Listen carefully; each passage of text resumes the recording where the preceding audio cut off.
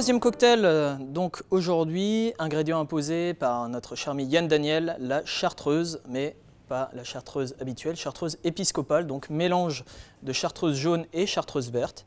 L'idée sur ce cocktail, ça a été de rester sur quelque chose de très simple, mais qui met vraiment en avant cette combinaison de chartreuse qui est très intéressante.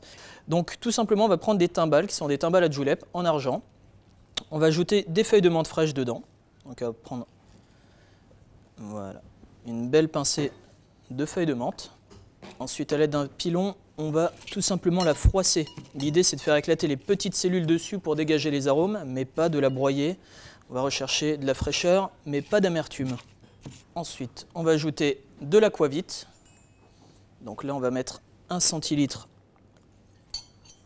par cocktail.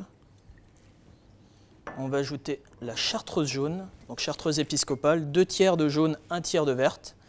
On va mettre 4 centilitres donc de chartreuse jaune.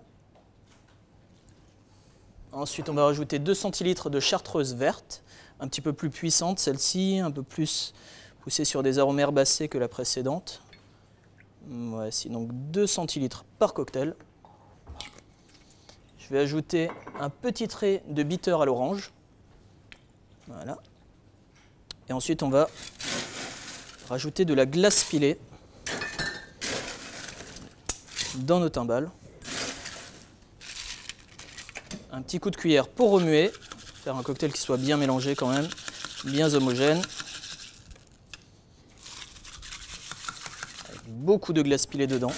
On va vraiment chercher la fraîcheur de la menthe et de la chartreuse.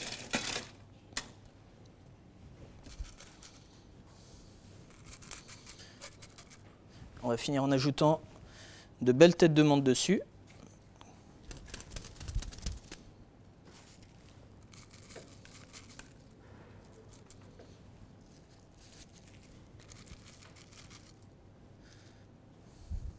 Et pour rester dans la tonalité, une petite tombée de neige par-dessus. Fête de fin d'année oblige.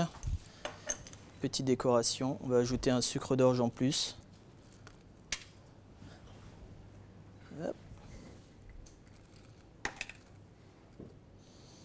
Et voici 2 délicieux juleps épiscopaux.